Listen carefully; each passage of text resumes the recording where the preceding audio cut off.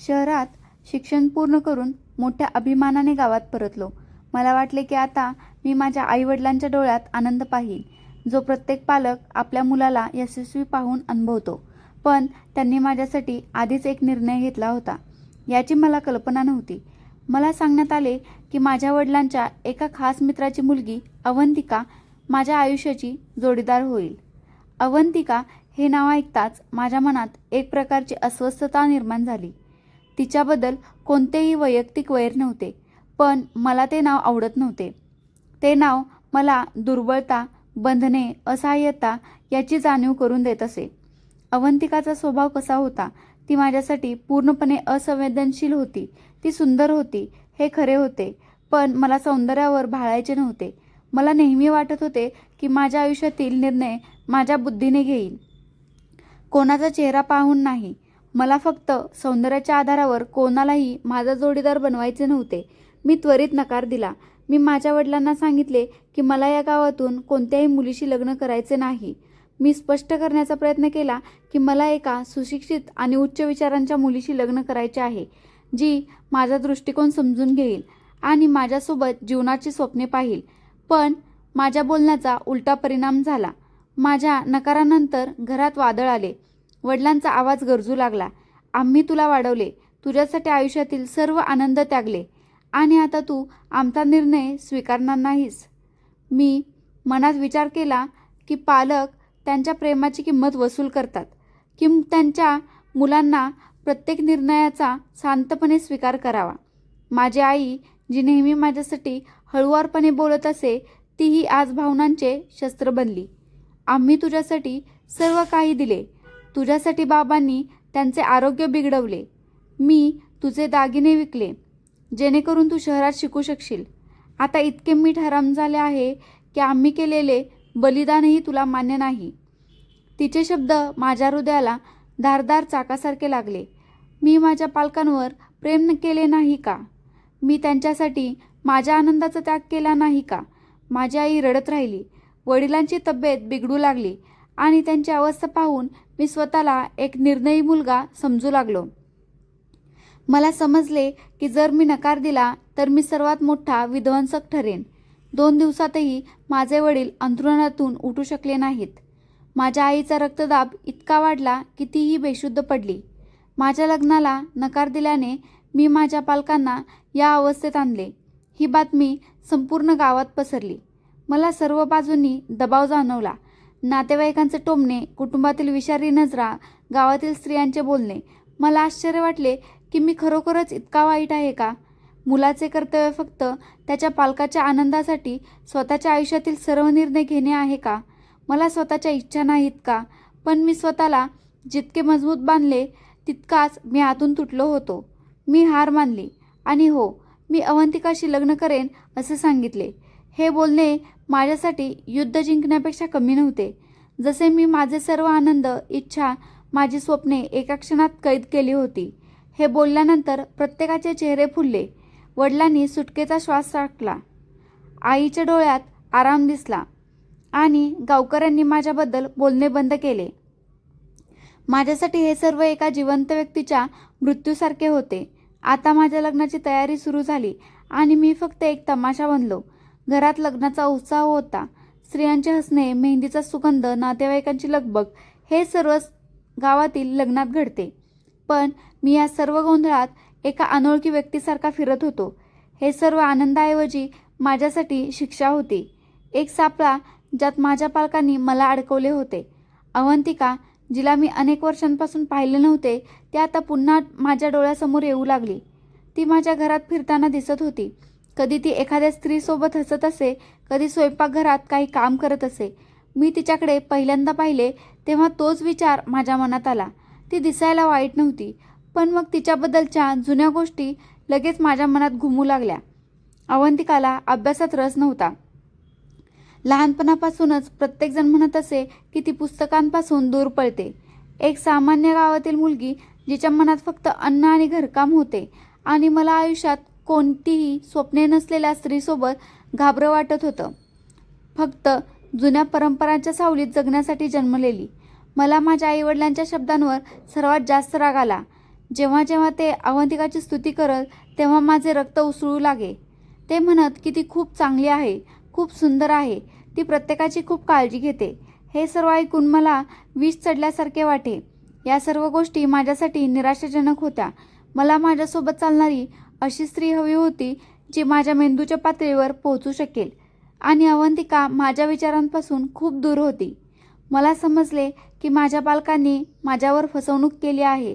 त्यांची इच्छा आणि आकांक्षाकडे दुर्लक्ष केले आणि माझ्यासाठी अशी स्त्री निवडली जिच्याशी माझे कोणतेही नाते नव्हते.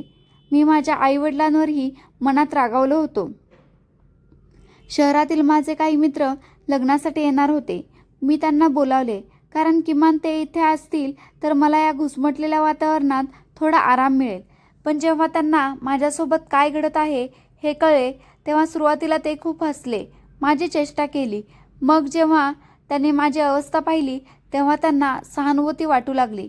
लग्न झाले, सर्व विधी पूर्ण झाले. गावातील रीतिरिवाजांनुसार मी मला आवडत नसलेले कपडे घातले. मी मला अजिबात मान्य नसलेल्या विधींचा अवलंब केला. मी अवंतिकाशी लग्न केले जे मला करायचे नव्हते. माझ्यात द्वेष आणि रागाची आग होती, पण मी काही करू शकलो नाही. रात्रीची वेळ आली. माझ्या मित्रांनी मला घेरले आणि वेगवेगळ्या गोष्टी बोलू लागले. गावातील मुलीही हुशार झाल्या आहेत. जर तू जास्त मऊ दिसलास तर त्या तुझ्या डोक्यावर चढतील. पहिल्याच दिवशी तिला तिची जागा दाखवून दे, नाहीतर त्या आयुष्यभर तुझ्या डोक्यावर नाचतील. माझ्या आत एक विचित्र भावना निर्माण होऊ लागली. जणू काही ते खरे आहे. जणू काही मी खरोखरच अशा परीक्षेत आहे जिथे मला माझ्या हक्कांसाठी लढायचे आहे. मी माझ्या मनात एक निर्णय घेतला. ही मुलगी कोणत्याही परिस्थितीत माझ्यासाठी योग्य नाही. माझ्यासारख्या माणसासाठी ही शिक्षेपेक्षा कमी नाही. मी तिला माझ्या जवळ येऊ देणार नाही. मी तिला माझ्या हृदयात स्थान देण्याचा विचारही करू शकत नाही. माझ्या मनात फक्त एकच मार्ग आला. मी तिला घटस्फोट देईन. पण थेट घटस्फोट दिल्यास प्रत्येकजण माझ्या विरोधात जाईल. पालक, कुटुंब, गावकरी सर्व मला गुन्हेगार बनवतील. मला असा मार्ग शोधायचा होता की सापही मरेल आणि काठीही तुटणार नाही. मी ठरवले की मी असे वातावरण निर्माण करेन की ती स्वतःच म्हणेल, मी या माणसासोबत जगू शकत नाही, मला स्वातंत्र्य हवे आहे. मी तिच्याकडे खूप दुर्लक्ष करेन, तिच्याशी इतके वाईट वागेन, तिला इतका त्रास देईन की ती स्वतःच घटस्फोट मागेल. हा विचार करत मी माझ्या खोलीकडे चालू लागलो. माझ्या डोळ्यात राग होता, माझ्या पावलांवर नशा. आज माझ्या आयुष्याला एक नवीन सुरुवात होत होती, पण ही आनंदाची सुरुवात नव्हती. मी माझ्या खोलीत प्रवेश केला. ती वधूच्या वेशात पलंगाच्या काठावर बसली होती. खोलीत मंद प्रकाश होता आणि एक विचित्र शांतता होती. मी दरवाजा बंद केला आणि तिथेच उभा राहिलो. माझ्या मनातील द्वेषाची भावना अधिक खोल करण्यासाठी मी स्वतःला आठवण करून दिली की हे सर्व माझ्या विरोधात रचलेले कट आहे. माझ्या पालकांनी मला जबरदस्ती केली आहे आणि मी कोणत्याही परिस्थितीत ते स्वीकारणार नाही. मी हळूहळू फिरलो. ती तिच्या जागेवर बसली होती, थोडी थरथरत होती. कदाचित ती घाबरली असेल. कदाचित प्रत्येक नवीन वधूप्रमाणे तिच्या मनात हजारो प्रश्न असतील. तिच्याकडे दुर्लक्ष करत मी माझे घड्याळ काढले, खुर्चीवर कोट ठेवला आणि शूज काढून बाजूला ठेवले. खोलीत फक्त माझ्या कृतींचा आवाज होता. ती पूर्णपणे शांत होती. आता मी तिच्याजवळ उभे राहिलो, पण मी तिच्या बुरख्याला स्पर्श केला नाही. मी तिच्यावर कोणतेही प्रेम केले नाही. फक्त इतके कठोरपणे सांगितले, हे सर्व माझ्या इच्छेविरुद्ध घडले आहे आणि मी हे लग्न फक्त माझ्या पालकांच्या दबावाखाली केले आहे. या नात्यात प्रेम नाही हे तिला आधीच माहीत असले पाहिजे. ती शांत राहिली. मला वाटले कदाचित ती रडेल, कदाचित काहीतरी बोलेल, कदाचित काहीतरी सांगेल, पण नाही. ती फक्त शांतपणे बसली. मी तिच्यातील काही विनंती करण्याची वाट पाहत होतो, पण ती शांत राहिली. जणू काही हे तिच्यासाठी काही आश्चर्य नव्हते. तिच्या शांततेने मला आणखी चिडवले. मला वाटले की तिने काहीतरी करावे, काहीतरी करण्याची विनंती करावी, कोणीतरी वाद घालावा, असे काहीतरी म्हणावे जेणेकरून मला तिच्यावर माझा द्वेष आणखी वाढवता येईल. पण तिच्या शांततेने मला शांत केले. मी थोडा वेळ तिच्याकडे पाहत राहिलो, मग खोलीच्या दुसऱ्या बाजूला गेलो. मी हेतुपुरस्पर तिच्याकडे पाहिले नाही. मला तिला हे समजून द्यायचे होते की ती माझ्या आयुष्यातील एक अनावश्यक गोष्ट आहे. ही अशी गोष्ट आहे जी माझ्याशी जबरदस्तीने संबंधित आहे आणि मी कोणत्याही प्रकारे ते स्वीकारणार नाही. खोलीत वेळ हळूहळू जात होता. मी पलंगाच्या दुसऱ्या बाजूला पडलो आणि झोपलो. मी स्वतःला समजून सांगितले की ही पद्धत योग्य आहे. मी माझा मार्ग निवडला आहे आणि मला त्यावर ठाम राहावे लागेल. रात्रीच्या शांततेत मी ऐकले की ती हलके श्वास घेत आहे. कदाचित रडत असेल किंवा कदाचित नाही. मला तिची पर्वा नव्हती. मी माझे डोळे बंद केले आणि स्वतःला आठवण करून दिली की मला या नात्याला कंटाळा आणायचा आहे आणि तिला स्वतःला सोडण्यास भाग पाडायचे आहे. मी कठोरपणे सांगितले की तिने पलंगावरून उठून जमिनीवर झोपावे. तिने माझ्याकडे आश्चर्याने बघितले, माझ्या शब्दांचा अर्थ समजून घेण्याचा प्रयत्न करत. मला माहीत आहे की ती आतून घाबरली असेल, पण मला पर्वा नव्हती. मी पुन्हा तिला कठोरपणे सांगितले की तिला बेड सोडावा लागेल. पलंगाशिवाय खोलीत आराम करण्याची जागा नव्हती. जर सोफा असता तर ती तेथेच झोपली असती, पण इथे गावात पलंगाची सोय नव्हती. एका कोपऱ्यात लाकडी पत्रक ठेवले होते, पण त्यावर कोणी झोपू शकत नव्हते. पण मला माहीत नाही की ती कोणत्या मातीची बनली होती. जुनी गाडी त्यावर ठेवली होती. मी पुन्हा रागाने तिला जमिनीवर झोपायला सांगितले. अवंतिकाने 2 क्षण शांतपणे माझ्याकडे पाहिले. तिला डोळ्यात आश्चर्य होते, कदाचित दुःखही. मला तिच्या डोळ्यांकडे पाहण्याची गरज वाटली नाही. मला वाटले की कोणीतरी आग्रह धरेल, कदाचित प्रार्थना करेल, पण ती काही बोलली नाही. मी माझ्या आवाजात अधिक कठोरपणा आणला आणि म्हणालो, तुला माझा मुद्दा समजत नाही का? मी थकलो आहे, झोपायचे आहे. तू माझ्याकडे तोंडाकडे काय पाहत आहेस? माझी चर्चा पूर्ण होण्यापूर्वीच मी तिचा हात धरला आणि तिला पलंगावरून खाली ओढले. ती स्तब्ध उभी राहिली, पण काही बोलली नाही. कदाचित तिला शब्दच उरले नव्हते. मला पर्वा नव्हती आणि मी सरळ पलंगावर झोपलो. माझे डोळे बंद होते, पण मला माहीत आहे की ती काही क्षण तिथेच उभे राहिली असेल. कदाचित काय घडत आहे ते खरे आहे की नाही याबद्दल आश्चर्यचकित होत असेल, किंवा ती एखाद्या वाईट स्वप्नाचे स्वप्न पाहत आहे. कदाचित त्यावेळी तिला तिच्या नशिबाबद्दल खेद वाटला असेल. कदाचित तिला आश्चर्य वाटलेल की तिचा नवरा हे का करत आहे. कदाचित ती हे सर्व कसे सहन करावे याचा विचार करत असेल. काही काळानंतर मला वाटले की ती जमिनीवर बसली आहे. मी बाजू बदलली. रात्र गेली आणि मी खूप आरामात झोपलो. अवंतिकाने संपूर्ण रात्र जागून काढली असेल किंवा थंड जमिनीवर झोपण्याचा प्रयत्न केला असेल. मला याची पर्वा नव्हती. सकाळी माझी नजर उघडली तेव्हा ती अजूनही जमिनीवर बसली होती. तिची अवस्था विचित्र दिसत होती. जणू काही ती रात्रभर झोपलीच नव्हती. पण मला असे वाटले नाही की तिच्याकडे जास्त लक्ष देणे योग्य आहे. मी दुर्लक्ष केले आणि खोलीच्या बाहेर आलो. मी खोलीतून बाहेर पडताच मला घराच्या वातावरणात एक विचित्र अस्वस्थता जाणवली. आई वडील नातेवाईक सर्व अस्वस्थ दिसत होते. मी कपाळावर आट्या घालून विचारले, काय झाले? आईचा आवाज थरथरत होता. ती म्हणाली की अवंतिकाची तब्येत खूप खराब झाली आहे. तिला ताबडतोब रुग्णालयात नेले पाहिजे. मी खांदे निष्काळजीपणे हलवले आणि म्हणालो, जर तिला ताप आला असेल तर ती इतकी मोठी गोष्ट नाही, पण प्रत्येकजण घाबरत आहे की जर काही नाटक असेल तर. मी माझ्या आईकडे पाहिले. तिच्या डोळ्यात राग होता. वडिलांनी माझ्याकडे विचित्र डोळ्यांनी पाहिले, जणू काही त्यांना माझे हे वर्तन समजले असेल.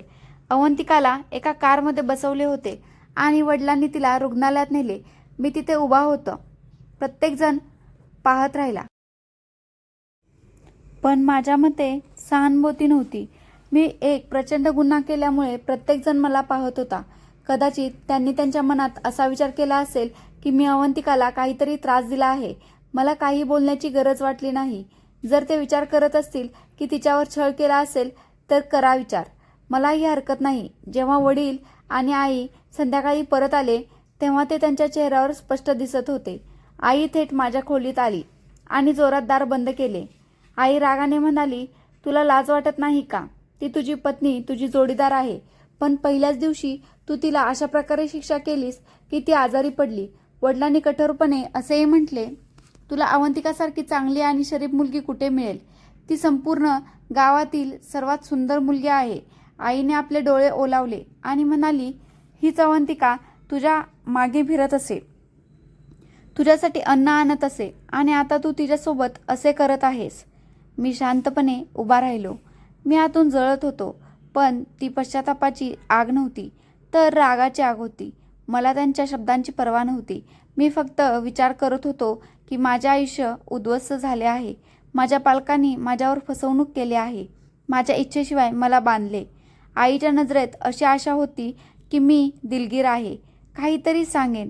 कदाचित मी अवंतिकासोबत चांगले वाचण्याचे वचन देईल. पण मी त्यांच्या अपेक्षा तोडल्या. मी तिला मोठ्याने आवाजात सांगितले की मला कोणतेही व्याख्यान देऊ नकोस. जेव्हा मी फक्त एक रात्र घालवतो तेव्हा मी कोणतीही हानी पोचवली नाही. जर ती आजारी पडली तर हा तिचा प्रश्न आहे. माझी चर्चा माझ्या आईच्या हृदयावर विजेसारखी पडली. वडिलांचा चेहरा रागाने लाल झाला, पण ते काही बोलले नाहीत. मी एक दीर्घ श्वास घेतला आणि खोलीतून बाहेर पडलो. मी माझ्या जागी उभा राहिलो, हे सर्व कधी संपेल याचा विचार करत. मी माझ्या लग्नाच्या सत्याचा द्वेष करू लागलो. अवंतिकाचा द्वेष करत होतो. अगदी स्वतःचाही द्वेष करू लागलो. मला माझ्या मित्रांचे शब्द आठवले, जे असे म्हणत होते की लग्नानंतर मी अडकेन. त्यांचे शब्द खरे ठरले. काही क्षणानंतर मी दार बंद केले आणि पलंगावर बसलो. मी माझे डोळे बंद केले आणि स्वतःला वचन दिले की मी अवंतिकाला माझ्या आयुष्याचा भाग होऊ देणार नाही. पत्नीने मिळवलेली जागा मी तिला देणार नाही. हे लग्न माझ्यासाठी एक ओझे होते, एक सक्तीचा करार. मी माझ्या मनात निर्णय घेतला की मी तिला सोडण्यास भाग पाडेन. मी स्वतःच या नात्याला कंटाळेल आणि तिच्याकडून घटस्फोट मागेल. आणि जेव्हा ती स्वतःहून जाईल तेव्हा माझ्या आईवडिलांना कोणतीही तक्रार राहणार नाही. ही माझी योजना होती आणि मी ती पूर्ण करूनच राहीन. मी अवंतिकाशी कधीच चांगले बोललो नाही. मला तिची पर्वा नव्हती. तिची निवड किंवा तिची स्वप्ने आणि इच्छा दोन्ही नाहीत.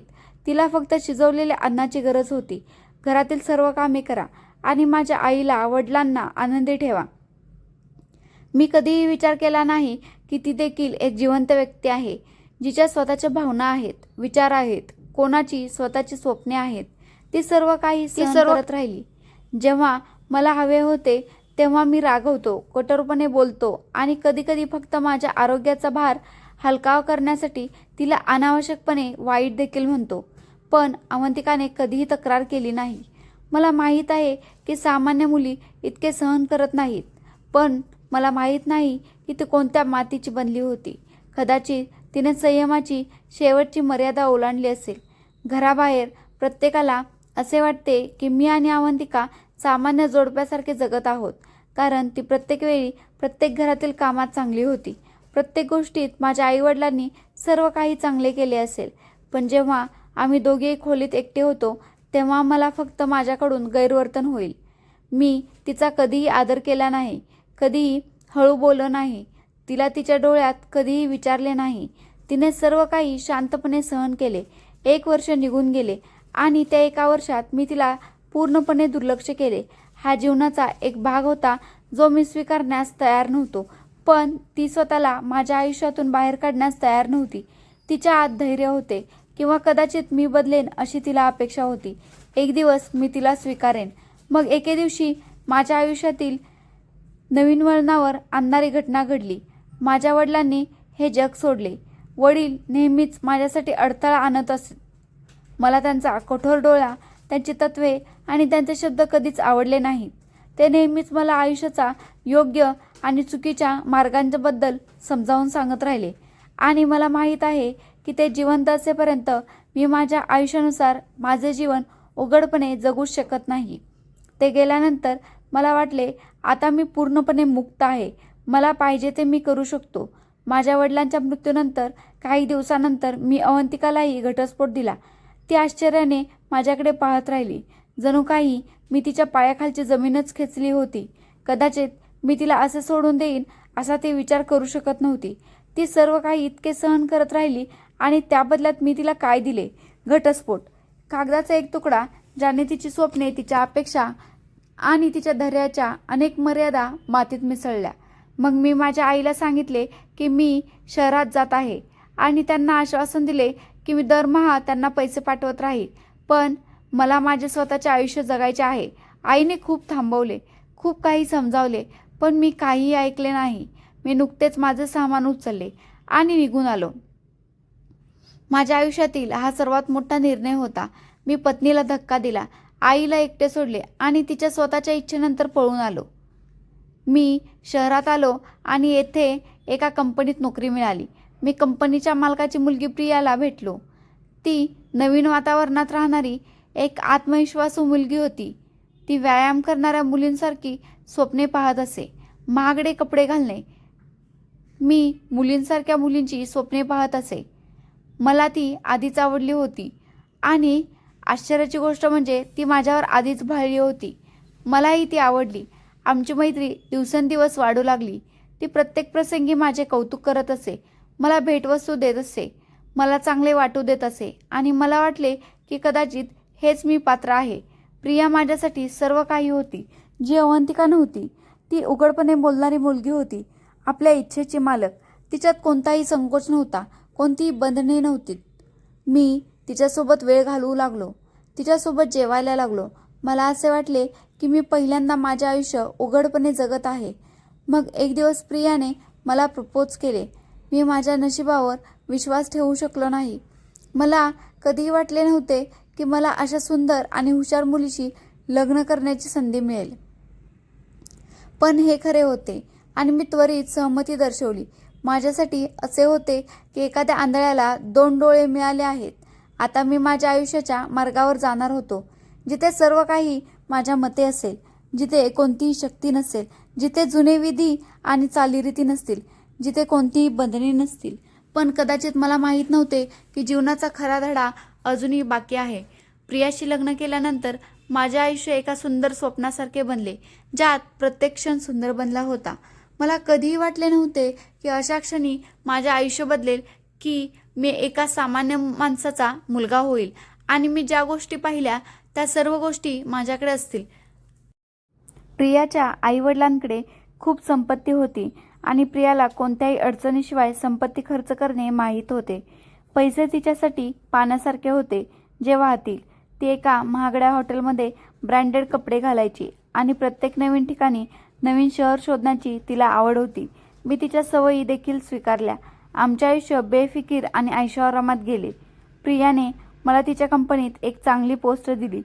तिच्या प्रेमाचा पुरावा म्हणून आता मी केवळ तिचा नवराच नाही, तर मोठ्या व्यवसायाचा एक आवश्यक भाग बनलो होतो. मी कार्यालयात एक वेगळा दबदबा निर्माण केला. लोक माझ्या मागे पुढे फिरत होते, माझ्या निर्णयाचा आदर करत होते आणि प्रत्येकाला माझे पद पाहून आश्चर्य वाटले आणि नंतर अभिमान वाटू लागला. काहींनी माझे यश एक विषारी नशा मानले. तो त्याच्या पत्नीच्या पैशांवर जगत आहे, ही गोष्ट बऱ्याच वेळा माझ्या कानात पडली. पण मी याकडे दुर्लक्ष केले. मला माहीत आहे की जगातील लोक कधीही कोणाबद्दलही चांगले बोलत नाहीत. त्यांना नेहमीच इतरांचा आनंद कमी करण्याची सवय असते. प्रिया खरोखर चांगली मुलगी होती. ती माझी खूप काळजी घेत असे. मी सर्व वेळ फिरण्यासाठी तयार होतो आणि मी पूर्वी माहीत असलेल्या जीवनाच्या रंगांनी मी प्रकाशित झालो होतो. एक दिवस मला माझ्या आईची आठवण आली. मी प्रियाला सांगितले की आम्ही गावी जाऊ, आईला भेटू आणि त्यांना सांगू की आम्ही लग्न केले आहे. ती आश्चर्यचकित झाली आणि म्हणाली की मी गावात 1 तास घालवू शकत नाही. ही गोष्ट माझ्यासाठी खूप विचित्र होती. मला वाटले की किमान ती माझ्या फायद्यासाठी गावात जाण्यास सहमत असेल. पण तिने इतका वाईट नकार दिला. मग ती स्वतः एक गोष्ट सांगू लागली की आपण आपल्या आईला येथे बोलवा. मला हे आवडले, पण प्रियाच्या पुढच्या गोष्टीमुळे मला धक्का बसला. ती म्हणाली, पण एक गोष्ट लक्षात ठेवा, त्यांना येथे कायम ठेवू नका. मला माझी गोपनीयता खूप आवडते. मी तुमच्या आईला जास्त काळ घेऊ शकत नाही. ही गोष्ट धोकादायक होती, पण ती इतकी म्हणाली की मला हरकत नाही. कदाचित मी इतका बदललो असेल की आता मला त्या संबंधांचे महत्त्व वाटत नव्हते. मग मी म्हणालो, ठीक आहे, मी त्यांना कधीतरी बोलावेन आणि 1 दिवसात किंवा 2 दिवसात त्यांना परत पाठवेन. तिने आरामात डोके हलवले आणि सांगितले होते की ठीक होईल. आयुष्य असेच चालू राहिले. परंतु काही काळापासून मला असे वाटू लागले की प्रिया चांगली पत्नी सिद्ध करत नाही. ती तिच्या इच्छेनुसार मुक्तपणे जगणारी होती, जी फक्त तिच्या इच्छेनुसार वागत असे. तिच्यासाठी लग्न म्हणजे फक्त एक खेळ होता, पण चांगल्या पत्नीचे गुण तिच्यात नव्हते. प्रियाने माझ्याकडे कधीही जास्त लक्ष दिले नाही किंवा तिने माझ्या गरजांची काळजी घेतली नाही. मला वाटले की ती मला तिच्या आयुष्यात गुंतवून ठेवते, पण तिने माझे आयुष्य माझ्यासोबत सामायिक केले नाही. ती तिच्या तत्वांवर चालत असे आणि मी तिच्यासोबत एक साथीदार म्हणून राहिलो. मग तिने आणखी एक गोष्ट सांगितली जी मला आश्चर्यचकित करणारी होती, की मला मुले होऊ इच्छित नाहीत. हे ऐकून मला धक्काच बसला. मी विचारले का? ती म्हणाली की मुले वाढवणे खूप त्रासदायक आहे, की त्यांच्यासाठी माझे स्वातंत्र्य बलिदान देऊ शकत नाहीत. मी तिला समजावले, पण मला तिला समजावता आले नाही. मला असे वाटते की लग्नानंतर मुले आयुष्याचा एक भाग आहेत, पण प्रियाची विचारसरणी वेगळी होती. यावर जोर देणे मला योग्य वाटले नाही. हृदयात एक विचित्र अस्वस्थता निर्माण झाली. जसजसा वेळ जाऊ लागला तसतसे मी प्रियाच्या जीवनातील काही बाबी पाहिल्या, ज्यामुळे मला खूप वाईट वाटले. तिचे काही पुरुष मित्र होते जे बऱ्याचदा तिला भेटायला येत असत, तिच्यासोबत बसून बोलत असत आणि तिच्यासोबत राहत असत. सुरुवातीला मी त्याकडे जास्त लक्ष दिले नाही, पण नंतर मला असे वाटू लागले की ते सामान्य नाहीत. एके दिवशी मी प्रियाला सांगितले की तुम्ही त्या लोकांशी इतक्या मोकळेपणानं बोलण्याची काय गरज आहे. प्रियाने माझ्याकडे आश्चर्याने पाहिले. ती म्हणाली, हे माझे मित्र आहेत, जसे तुमचे मित्र आहेत. मी कठोरपणे म्हणालो, पुरुष आणि स्त्रीची कधीही मैत्री नसते. हे ऐकताच प्रिया अधिक रागावू लागली. मोठ्या आवाजात ती म्हणाली, ठीक आहे, तुम्ही अशा पुरुषांपैकी आहात ज्यांचे विचार लहान आहेत, ज्यांना स्त्रीच्या स्वातंत्र्यावर शंका आहे. या गोष्टीला माझ्या हृदयाला बाणासारखे लागले. मी रागाने लाल झालो आणि आमच्या दोघांमध्ये पहिले मोठे भांडण झाले. प्रिया तिच्या मुद्द्यांवर ठाम राहिली आणि मी माझ्या मुद्द्यांवर ठाम राहिलो.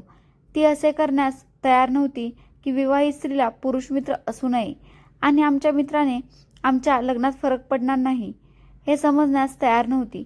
भांडण वाढू लागले, पण शेवटी मला हार मानावी लागली. मी स्वतः तिला समजावले, कारण मला आपले आयुष्य रागात घालवायचे नव्हते. पण त्या दिवसानंतर माझ्या मनात प्रथमच भावना आली की कदाचित मी चुकीचा निर्णय घेतला असेल.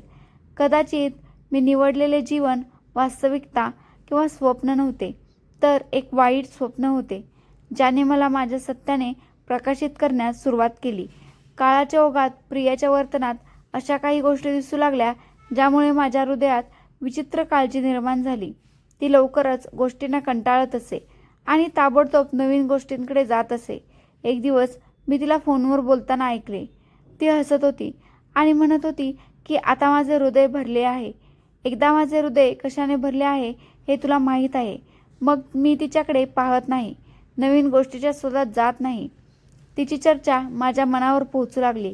कदाचित ती हँडबॅग किंवा मोबाईलसारख्या एखाद्या गोष्टीबद्दल बोलत असेल, कारण ती दररोज नवीन महागड्या ब्रँडेड वस्तू खरेदी करत असे. परंतु माझ्या मनात एक विचित्रपणा निर्माण होऊ लागला की ती मला असेही समजत नाही. मी हा विचार दूर केला, पण हा प्रश्न माझ्यामध्ये भटकू लागला. काही दिवसानंतर कार्यालयात एक विचित्र अस्वस्थता येऊ लागली. कंपनीचे बरेच उच्च अधिकारी एकमेकांशी बोलत होते. मग अचानक एक बैठक बोलवण्यात आली, ज्यात प्रियाचे वडील, वरिष्ठ अधिकारी आणि काही नावे उपस्थित होती. वातावरणात तणाव जाणवत होता. प्रियाच्या वडिलांनी रागाच्या भरात सांगितले की कंपनीत एक मोठा घोटाळा आहे. हे ऐकून मला धक्का बसला. हे असे कसे असू शकते? कंपनीने अब्जावधी गमावले होते आणि आता बाहेरून मोठ्या कंपन्या असे म्हणत होत्या की वास्तविक गुन्हेगारांना समोर आणले जावे. ते असे म्हणत होते की आम्हाला हे सर्व करणारे एक माणूस पाहिजे आहे, अन्यथा कंपनीवर कायदेशीर कारवाई होईल. हे सर्व माझ्यासाठी तुरुंगात होते. मी कोणत्याही बेकायदेशीर कामात भाग घेतला नाही. मी नेहमीच एक निर्णय घेतला जो कंपनीच्या फायद्यात होता आणि प्रिया आणि तिच्या वडिलांनी मजुरीनंतरही.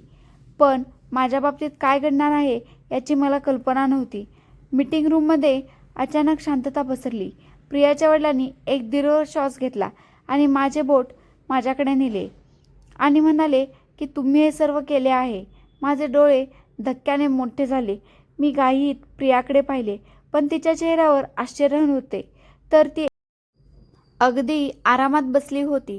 प्रियानेही तिच्या वडिलांच्या आरोपाची बाजू घेतली आणि म्हणाली की मी यासाठी जबाबदार आहे. ते मला इतक्या सहजपणे बळीचा बकरा कसे बनवतात यावर माझा विश्वासच बसत नव्हता. मी त्यांना पटवून देण्याचा प्रयत्न केला की मी काहीही चूक केली नाही, पण त्यांनी माझ्याविरुद्ध आधीच अनेक कागदपत्रे तयार केली होती. संध्याकाळी जेव्हा मी या धक्क्यातून बाहेर पडण्याचा प्रयत्न करत होतो, तेव्हा माझ्या वकिलाने मला आणखी एक धक्का दिला. त्यांनी सांगितले की प्रियाने कोर्टात घटस्फोटाची विनंती केली आहे. हे ऐकून माझा मेंदू थांबला.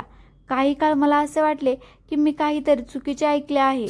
मी गोंधळून विचारले, हे कसे घडू शकते?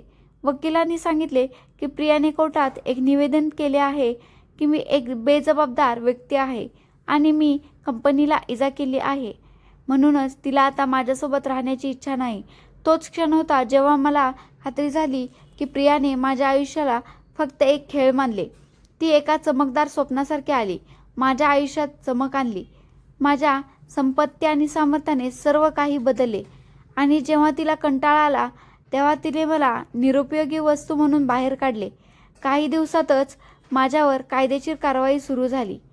प्रिया आणि तिच्या वडिलांनी माझा जीव वाचवण्यासाठी माझ्यावर फसवणुकीचा आरोप केला. माझ्या विरोधात कंपनीच्या बनावट कागदपत्रांवर खोटे पुरावे. पोलिसांनी मला अटक केली आणि 420 कलम माझ्या विरोधात दाखल केले. आता मी तुरुंगातील गडद कोठडीत बसलो होतो, जिथे प्रत्येक क्षणाला मला माझ्या आयुष्यातील सर्वात मोठी चूक झाली आहे हे समजले. माझ्या आयुष्यातील सर्वात सुंदर वास्तव असलेली प्रिया माझ्या सर्वात मोठ्या दुःखाचे कारण बनली. मी त्या बाईसाठी सर्व काही सोडले, पण शेवटी तिने माझ्यासोबत काय केले? आता माझा निर्णय होणार होता आणि त्या गडद कोठडीत बसलेल्या माझ्या नशिबामुळे मी निराश झालो होतो. जर आज माझे वडील जिवंत असते तर ते मला येथून बाहेर काढण्यासाठी काहीतरी करू शकले असते. पण मी एकटा होतो, पूर्णपणे एकटा. माझे मित्र, ज्यांच्यासोबत मी अनेक आनंदाचे क्षण घालवले होते, ते माझ्या महफिलीत हसत होते. जणू काही मी त्यांच्या आयुष्याचा कधीच भाग नव्हतो. माझी आई दूर एका गावात बसली होती. तिला कायद्याबद्दल काहीच माहीत नव्हते आणि मी तुरुंगात आहे हे सांगण्याची मला हिंमतच नव्हती. जर तिला हे कळले असते तर ती जिवंतपणेच मेली असती. मला माहीत आहे की ती माझ्यासाठी काहीतरी करण्यास तयार असेल, पण ती स्वतः असहाय्य होती. त्यांच्याकडे कोणताही संदर्भ नाही, सामर्थ्य नाही, संपत्ती नाही, कोणापेक्षा जास्त संपर्क नाही. मी खूप अस्वस्थ होतो. प्रत्येक दरवाजा बंद दिसत होता. माझा वकील देखील असहाय्य दिसत होता. तो असे म्हणू लागला की हे प्रकरण कठीण आहे, परंतु कदाचित न्यायाधीशांनी थोडी दया दाखवावी. न्यायाधीश देखील एक महिला होती. असे ऐकले की ती एक शहाणी आणि प्रामाणिक स्त्री आहे. वकिलाने मला त्यांच्यासमोर प्रार्थना करण्याचा सल्ला दिला. कदाचित तिने माझे ऐकले असते आणि माझ्यासोबत मऊपणा दाखवला असता. मी एक दीर्घ श्वास घेतला आणि त्या क्षणासाठी तयार झालो, जेव्हा मला कोर्टात तयार व्हावे लागले. कोर्टाची खोली भरली होती. जेव्हा माझी ओळख झाली तेव्हा मी न्यायाधीशांकडे पाहिले आणि माझ्या पायाखालची जमीनच सरकली. न्यायाधीश अवंतिकाशिवाय इतर कोणीही नव्हती. मी कधीही निरुपयोगी मानली तीच अवंतिका होती. मी अनावश्यकपणे तिला त्रास दिला होता, कारण मला वाटले की ती माझ्यासाठी योग्य नाही. माझ्या मनात एक स्फोट झाला. डोळ्यांसमोर अंधार येऊ लागला आणि मला चक्कर येऊ लागली. माझा श्वास तीव्र झाला. मी बेशुद्ध होण्याच्या जवळ येताच कोर्टाला ही कारवाई थांबवावी लागली आणि मला ताबडतोब शेजारच्या खोलीत नेण्यात आले. कोणीतरी मला पाणी दिले, कोणीतरी औषधे दिली. मी खुर्चीवर बेशुद्धच्या स्थितीत बसलो होतो. अचानक दार उघडलं आणि अवंतिका आत आली. मी दुर्बलपणाच्या मध्यभागी माझे डोके वर केले आणि तिला पाहून मला आश्चर्य वाटले. मी थोड्या अस्पष्ट आवाजात म्हणालो, तू तू न्यायाधीश कशी काय झालीस? अवंतिकाने माझे डोळे माझ्या डोळ्यात ठेवले आणि म्हणाली, येथे प्रश्न आहे की तुम्ही गुन्हेगार कसे बनलात? मला लाज वाटली. माझे डोळे खाली झुकले. मी काहीच केले नाही, मी अडकलो आहे असे मी हडबडून बोललो. ती हसली, पण ते स्मित विषारी होते. ती म्हणाली, आता तुम्हाला आठवते की तुम्ही निर्दोष आहात. जेव्हा मला तुमच्यासोबत राहायचे होते, जेव्हा मी माझा अभ्यास सोडण्याचा आणि तुमची पत्नी होण्याचा निर्णय घेतला, तेव्हा तुम्हाला काय समजले? मी एका गावातील अशिक्षित मुलीचे शांतपणे ऐकत राहिले. ती बोलत राहिली. तुम्ही माझ्यावर कधी विश्वास ठेवला नाही, एका क्षणासाठीही माझ्याशी बोलला नाही. जर तुम्ही माझे ऐकले असते तर तुम्हाला माहीत असते की मी तुमच्यापेक्षा जास्त शिकले आहे. मी तुमच्यापेक्षा जास्त कठोर परिश्रम केले आहेत. मी तुमच्यापेक्षा चांगली होते. मी त्या अवंतिकेला लाजिरवाणे केले की माझा असा विश्वास आहे की मी तुमचा गैरसमज केला आहे. पण आता मला वाईट वाटले. मला मदत कर. तू माझ्या वडिलांची मित्राची मुलगी आहेस. आमच्यात एक संबंध होता. कमीत कमी मला त्या नात्यातून बाहेर काढ. अवंतिकाने विषारी पद्धतीने सांगितले. तुम्हाला संबंध आठवतात? जेव्हा तुम्ही मला दोषी ठरवले तेव्हा हे नाते कुठे होते? तुम्ही मला काय केले? मी ते सर्व विसरले. मी माझ्या तत्वांविरुद्ध का जावे आणि तुमची मदत का करावी? माझ्या डोळ्यात अश्रू आले. मी तिच्याकडे विनंती केली, मला अवंतिका मदत कर. मी माझे आयुष्य केले आहे, पण मला तुरुंगात सडायचे नाही. मी काहीही केले नाही. त्यांनी मला अडकवले आहे. मग तिने एक दीर्घ श्वास घेतला, माझ्याकडे काळजीपूर्वक पाहिले आणि इतके सांगितले की आपण या अवस्थेत कसे काय पोहोचला हे मला समजले आहे. बाकीचा फायदा घेईल. अवंतिका निघून गेल्यानंतर मी जमिनीवर बसलो आणि कडवट रडायला लागलो. माझ्या आयुष्यातील चुकीच्या निर्णयाने आज मला सोडले. अवंतिकाने माझ्या विरोधात कोणताही निर्णय दिला नाही. तिने या प्रकरणात अधिक वेळ दिला, कदाचित अधिक तपासणीसाठी किंवा कदाचित मला अधिक शिक्षा देण्यासाठी. माझे प्रकरण अजूनही मध्यभागी लटकले होते. तुरुंगातील उर्वरित कैदी असे म्हणत होते की माझ्या आयुष्यात कोणताही धोका नाही, कारण 420च्या बाबतीत शिक्षा मृत्यू नाही. परंतु मला किती शिक्षा होईल हे मला माहीत नव्हते. आता मी या तुरुंगाच्या कोठडीत बसलो होतो. अवंतिकाच्या निर्णयाची वाट पाहत होतो आणि माझ्या चुकांची किंमत मोजत होतो. आयुष्यात मी केलेली सर्वात मोठी चूक म्हणजे माझ्या पालकांचे ऐकले नाही. पालक काय म्हणतात ते नेहमीच त्यांच्या मुलांच्या उन्नतीसाठी असते, परंतु बऱ्याचदा मुले त्यांच्या हट्टीपणा, इच्छाशक्ती आणि मत्सर यामुळे त्यांचा मुद्दा नाकारतात. मी तेच केले. माझ्या आईवडिलांच्या इच्छेनुसार अवंतिकाशी माझे संबंध निश्चित झाले. त्यांना माहीत होते की अवंतिका एक चांगली मुलगी आहे, निष्ठावंत आहे. त्यांना माहीत होते की ती माझ्यासाठी एक उत्तम पर्याय आहे. पण मी माझ्या अज्ञानाने त्यांच्या मुद्द्याकडे इतके लक्ष दिले नाही, कारण माझ्या हृदयात आणखी एक स्वप्न होते, प्रियाचे स्वप्न. मला वाटले की प्रिया ही माझ्यासाठी जगातील सर्वात सुंदर गोष्ट आहे. तिचे तेजस्वी कपडे, तिचे मौल्यवान हँडबॅग, तिचे उच्च विचार, मला सर्व काही आवडले. मला वाटले की मी असे जीवन व्यतीत करेन ज्यात फक्त आनंद मिळेल, संपत्ती असेल आणि एक पत्नी असेल जी प्रत्येक उत्सवात माझा गौरव वाढवेल. पण मी माझ्या डोळ्यांनी पाहिले की मी कदाचित यापूर्वी कधीही विचार केला नव्हता. प्रिया बाहेरून अशी निघाली जी मी कधीही विचार केला नव्हता. एक चमत्कार गोष्ट जी आतून पोकळ होती. आणि अवंतिका, जिला मी एक सामान्य म्हणून नाकारले, ती खरंच एक स्त्री होती जी आयुष्याच्या प्रत्येक वळणावर मला सांभाळू शकली असती. मला स्वतःवर खूप राग आला होता. मी अवंतिकासोबत वेळ का घालवला नाही याचा मला राग आला. मी तिला समजून घेण्याचा प्रयत्न का केला नाही? मी तिच्या जवळ बसलो पाहिजे, तिच्याशी बोललो पाहिजे. जर मी एकदा तिच्या मनाला विचारले असते की तिला काय वाटते, तिला काय हवे आहे, तर कदाचित आज मी जगातील सर्वात भाग्यवान व्यक्ती असतो. न्यायाधीश म्हणून ती किती शक्तिशाली आणि शहाणी होती आणि मी तिला असे म्हणत सोडले की ती मला योग्य नाही. मी खूप मूर्ख होतो. माझ्या लक्षात आले नाही की न्यायाधीशांच्या पदावर काम करणारी एक सुशिक्षित स्त्री जी किती प्रमाणात सक्षम असू शकते आणि ती तिच्या जीवनाचे निर्णय शहाणपणाने घेऊ शकते. मला आठवतं की अवंतिकाने नेहमीच माझी काळजी घेतली. ती मला माझ्यासाठी सर्वोत्तम अन्न बनवत असे, माझ्या छोट्या छोट्या गोष्टींची काळजी घेत असे. मी आनंदी व्हावे, यशस्वी व्हावे अशी तिची इच्छा होती. पण मी तिला प्रेम देण्याऐवजी फक्त द्वेष केला. तिला तिच्या आयुष्यातून काढून टाकले. फक्त मी एका चमकदार गोष्टीच्या मागे धावत होतो आणि ती प्रिया फक्त एक पोकळ काच होती जी बाहेरून चांगली दिसत होती पण आतून काही नव्हते. मला वाटले की ती माझ्या आयुष्यातील सर्वात मोठा आनंद असेल, पण ती माझी सर्वात मोठी दुःखाचे कारण बनली. जेव्हा तिने तिचा अर्थ पूर्ण होताना पाहिला तेव्हा तिचे हृदय भरले गेले. तेव्हा तिने मला सोडले की मी तिच्या आयुष्यात कधीच नव्हतो. आणि फक्त मला सोडले नाही तर आज मी तुरुंगातील बारच्या मागे बसलो आहे असा आरोप केला. माझे नशीब रडत आहे.